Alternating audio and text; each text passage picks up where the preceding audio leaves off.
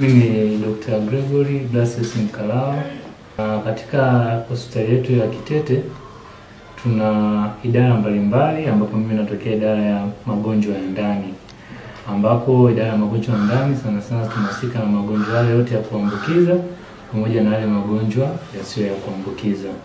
Sasa leo tupo mbele yenu kwa ajili ya kuwaletea elimu fupi inayohusiana na magonjwa yasiyo ya kuambukiza. Moja kwa moja tutazungumzia ugonjwa wa shinikizo la juu la damu, kwa jina la Kiingereza inaitwa hypertension. Sasa tutapitia katika hint mbalimbali ambapo tutaangalia maana ya ugonjwa huu wa shinikizo la juu la damu, aina zake ni zipi na unaathiri zaidi watu wa aina gani. Pamoja na hayo tutaangalia ni matibabu gani watu ambao wanakuwa wanapata huu ugonjwa wanaweza wakayapata. Lakini mwishoni kabisa tutaangalia namna gani au njia zipi ambazo ni nzuri kwa ajili ya kuzitumia kujiepusha na magonjwa haya yasiyo ya kuambukiza.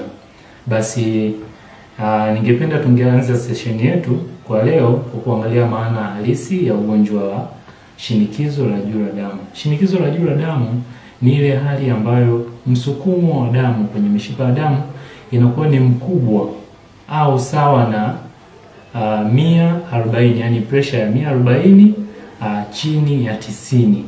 Lakini hii aina ya shinikizo la juu la damu au kwa Kiingereza tunaita hypertension, tunasema inaathiri zaidi watu wale ambao wana umri wa kuanzia miaka 30 hadi 79.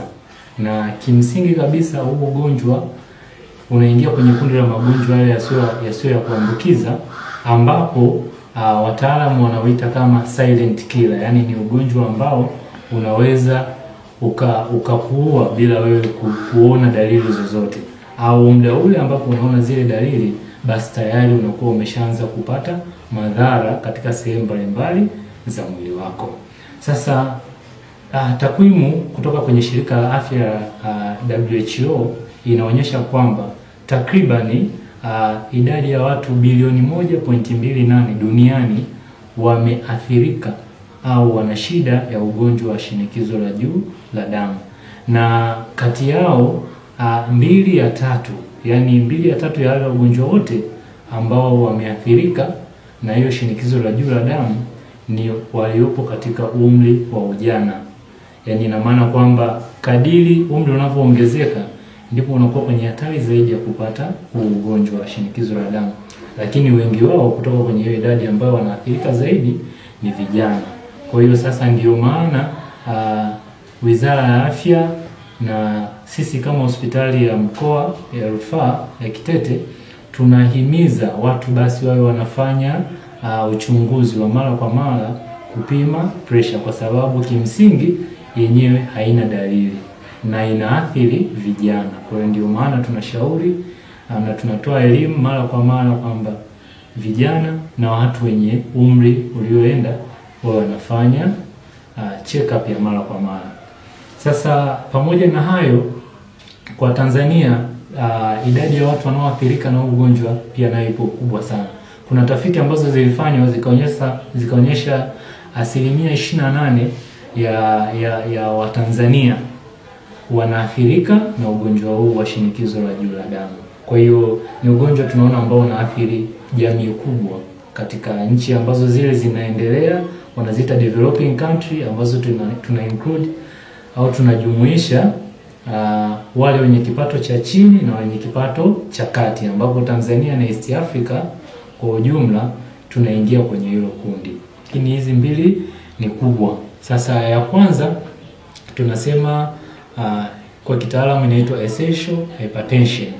Yani hii ni ile aina ya shinikizo la juu la damu ambayo hakuna sababu maalum au sababu kuu ambayo inasababisha mtu apate ile shinikizo la juu la damu, ila kuna vile visababishi vidogo vidogo au wanaita risk factor ambazo ndo tunaingiza humo kwa wale watu ambao unakuta wana magonjwa kama ya kisukari. Kuna mwingine unaweza kukuta ndani ya mwili wake anakuwa ana vile vichochezi au hormone ambazo zinazalishwa kwa wingi ambazo kwa namna moja au nyingine zinawasababisha kwenye damu au kwenye mzunguko wa damu kuna madini ya chumvi ambayo yanabakizwa au yanakuwa ni mengi kuliko kawaida. Sasa kawaida ya chumvi huwa ina tabia ya kuvuta maji. Kwa hiyo sasa ukiwa na hizo homoni ambazo zinapelekea yale madini ya chumvi yanakuwa yanabakizwa kwa wingi kwenye mwili, basi unakuwa kwenye hatari ya kupata ugonjwa wa shinikizo la juu la damu. Lakini sambamba na hayo, kuna magonjwa mengine ambayo ukiyapata au ukiwa nayo ndio yanakupelekea au yanakuweka kwenye hatari zaidi ya kupata magonjwa au ugonjwa wa shinikizo la damu. Sambamba na hilo, kuna mtindo wa maisha.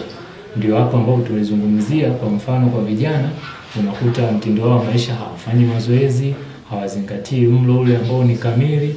Lakini watu wengine wanakuwa wanapenda sana au wana matumizi makubwa ya pombe, ambayo ni mojawapo ya sababu au tunasema risk factors za kupata ugonjwa huu wa shinikizo la juu la damu. Lakini sambamba na hayo, kuna jamii ya watu ambao wanavuta sigara. Nao kwa namna moja au nyingine, kwenye sigara kuna sumu ambayo inaitwa nicotine.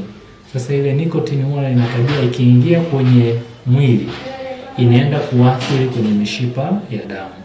Ikishaathiri mishipa ya damu, kuna kitu kinaitwa inflammation inatokea kwenye kuta za mishipa ya damu. Sasa baada ya kupata hizo inflammation na process nyingine zinazoendelea kwenye mwili, inakuwekea wewe kwenye hatari ya kupata shinikizo la juu la damu. Kwa hiyo ilikuwa ni ile aina ya kwanza ambayo ni essential hypertension. Kuna aina ya pili tunaita secondary hypertension. Yaani hii sasa ni aina ya shinikizo la juu la damu ambapo kuna sababu, yani kunakuwa chanzo kinajulikana, au unakuwa una shida fulani ambayo yenyewe ndio inapelekea wewe upate ugonjwa wa shinikizo la juu la damu. Kwa mfano, kuna wale watu ambao wanakuwa wana uvimbe kwenye ubongo.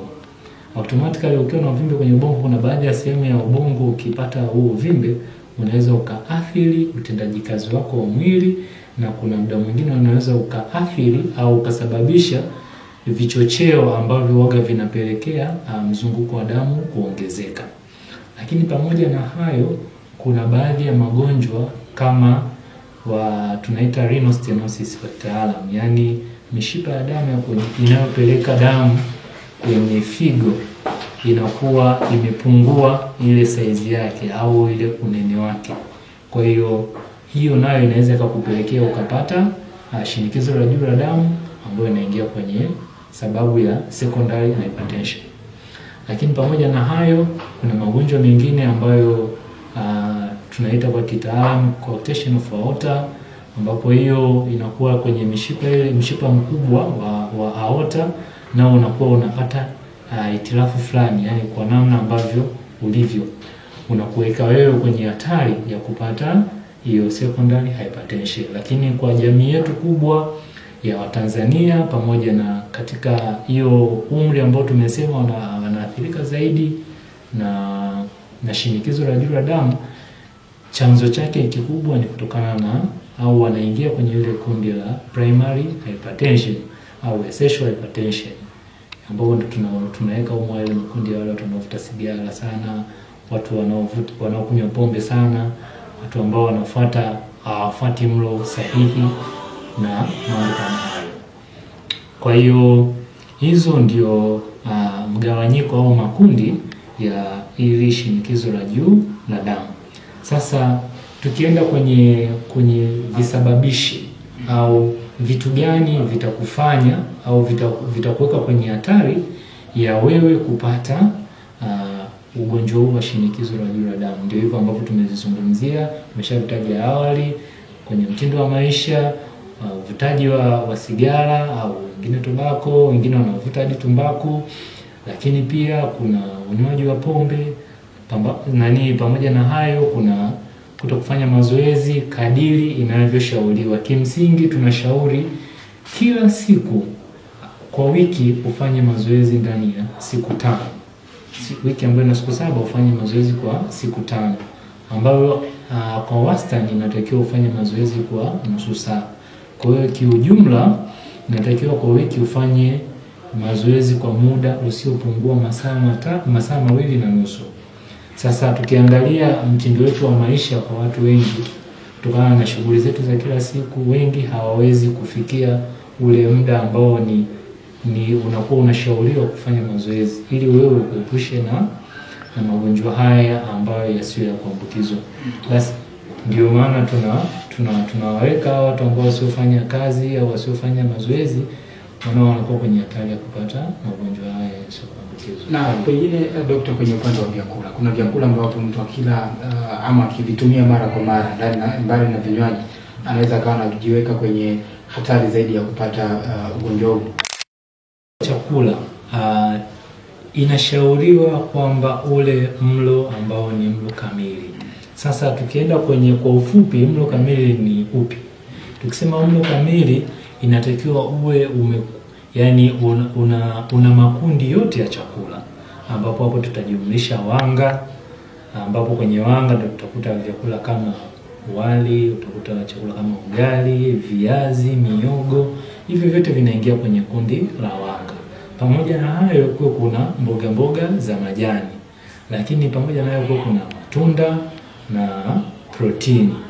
Ambapo kwenye protini hapo ndio utakuta kuna maharage, kuna njegere, kuna nyama, pamoja kuku, samaki, vyote hivyo ni makundi ya protini. Sasa kwenye mlo wako kamili inatakiwa haya makundi yote yale ya vyakula yawepo.